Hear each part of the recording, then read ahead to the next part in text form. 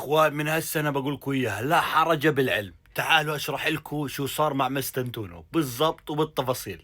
اخوان مستنتونو ما صبر بعد ما ترك لامين يامال مين نيكو نيكول، راح مستنتونو زبط علاقة يا اخوان بيش بالعقل.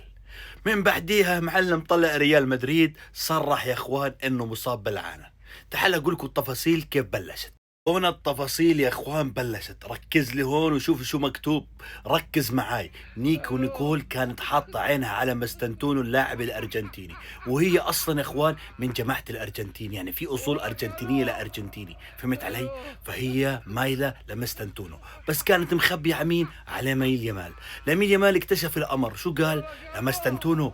خدها، انا لا بنفع الها ولا هي بتنفعني. مسكين نادي ريال مدريد نزل صورة يا اخوان وبقول فيها ايش؟ كل الشكر لنيكو نيكول على الاعمال اللي عملتها مع لامين يامال، ولكن يا اخوان نسي انه نيكو نيكول عينها على مستنتونو. راح يا معلم سهر سهرة حلوة هيك معاها.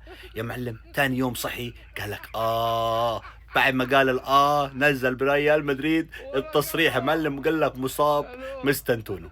ايش مفكر حالك بس خلصت هون نيكي نيكول؟ لسه جايه لمين؟ لهدافك الاول في الفريق، جايتك امبابي.